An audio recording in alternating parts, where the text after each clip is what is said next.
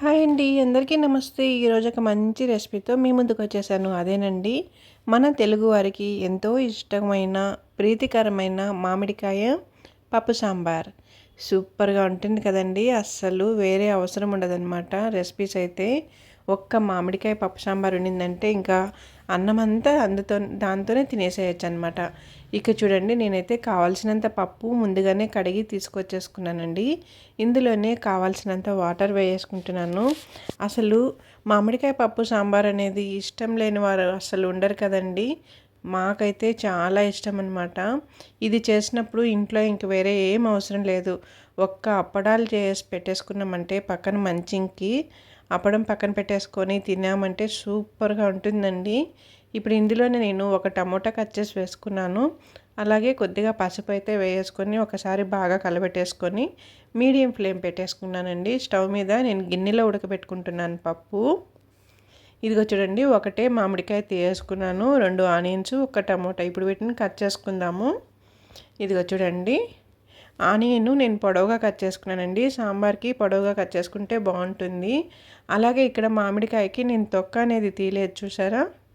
తొక్కతో పాటు వేసానన్నమాట. బాగుంటుంది ఉడికేసరికి.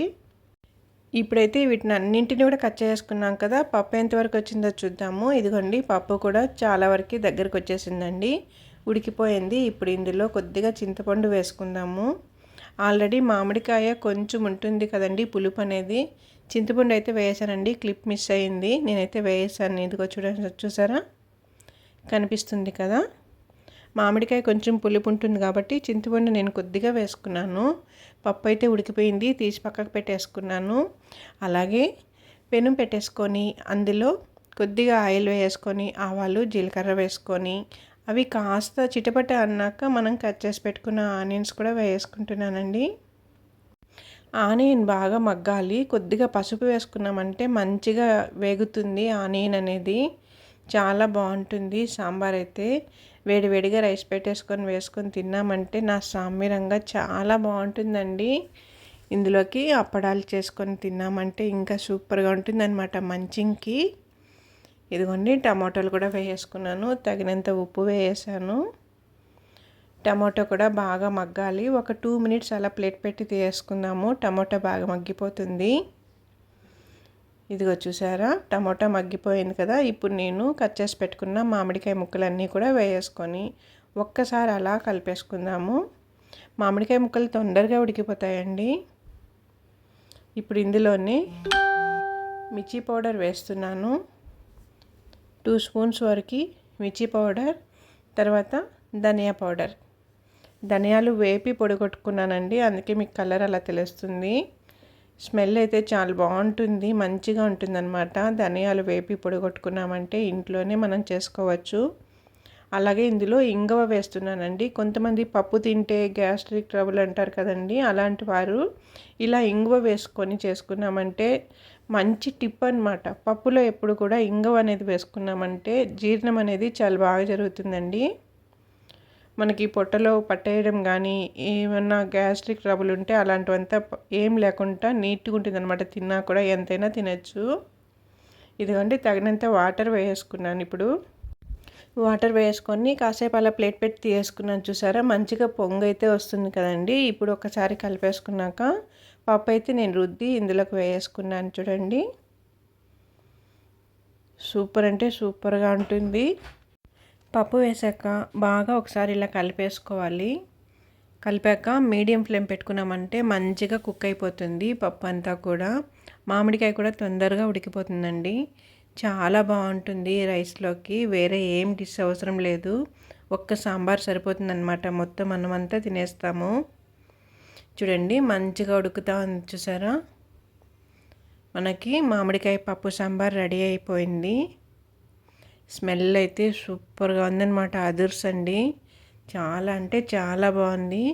ఇప్పుడు ఇందులో కాస్త కరివేపాకు కొత్తిమీర వేసుకున్నామంటే వేరే లెవెల్ అనమాట. చాలా బాగుంటుంది. కొత్తిమీర వేసామంటే ఇంకా సూపర్ అండి, అదురుతుంది స్మెల్ అయితే. టేస్ట్ కూడా చాలా బాగుంటుంది. చిన్నపిల్లలు కూడా ఇష్టంగా తినేస్తారనమాట ఇలా చేసి పెట్టామంటే మామిడికాయ సాంబార్ అయితే. మా ఇంట్లో అయితే మా అత్తయ్య అసలు మామిడికాయ ముట్టె కూడా వదలదండి. ముట్టె కూడా సాంబార్లోకి వేస్తుంది. ఆమెకి అలా తినడం ఇష్టం అనమాట. సాంబార్లో ఉడికాక అసలు ముట్టెకి ఏమి గుజ్జు అనేది ఉండదు. అయినా కూడా వేసి ఉడకబెడుతుంది. మళ్ళీ ఆ ముట్టెని తీసుకొని తింటుంది. దానికి ఏం లేదు కదా అంటే అదొక టేస్ట్ పాప నీకు తెలియదు అని చెప్పేదనమాట. ఇప్పుడైతే అత్తయ్య లేరండి. ఇది చేస్తుంటే కూడా అత్తయ్య గుర్తొస్తుంది. ఆమె ఉండుంటే కానీ అసలు ఆ టెంక్ అనేది పులుసులో వేయాల్సిందే మనము. వేయకపోతే ఇంకా పెద్ద రచ్చే అన్నమాట. టెంకాయ ఎందుకు వేయలేదు, ఎందుకు పడేసావు అని అరుస్తుంది. ఖచ్చితంగా వేయాల్సిందే అనమాట. ఈ పులుసు చేస్తున్నంతసేపు కూడా నాకు అత్తయ్య జ్ఞాపకాలే వస్తూ ఉన్నాయి. అత్తయ్య కొద్ది రోజుల ముందే కాలం చేశారు. ఆమె లేని లోటు అనేది తెలుస్తుందన్నమాట. ఒక్కొక్కటి చేస్తుంటే ఇంట్లో మగవారికేమో కానీ ఆడవారికైతే ఇంట్లో ఇంకొక ఆడవారు లేనప్పుడు వాళ్ళ విలువ ఎక్కువగా తెలుస్తుంది. జ్ఞాపకాలు ఎక్కువగా వస్తూ ఉంటాయి కదండి. ఎందుకంటే ఏది చేసినా కూడా ఇద్దరం ఉండి చేసుకునే వాళ్ళము. ఆమెకి కొంచెం హెల్త్ సరిలేక మమ్మల్ని అందరినీ వదిలేసి వెళ్ళిపోయింది. ఇప్పటివరకు మీతో షేర్ చేసుకోలేదండి. ఇప్పుడు ఈ మామిడికాయ పప్పు సాంబార్ వల్ల ఆమె గురించి మీతో షేర్ చేసుకుంటున్నాను. మీరు కూడా తెలియని వారు ఉంటే కానీ సాంబార్ అయితే ట్రై చేయండి. చాలా బాగుంటుంది. రైస్కైనా చపాతీకైనా అన్నిట్లోకి చాలా బాగుంటుందండి. ఇడ్లీ దోశకు కూడా సూపర్గా ఉంటుంది. ఒకసారి ట్రై చేయండి. ఈ వీడియో మీకు నచ్చినట్లయితే నా ఛానల్ సబ్స్క్రైబ్ చేసుకొని లైక్ ఇవ్వండి.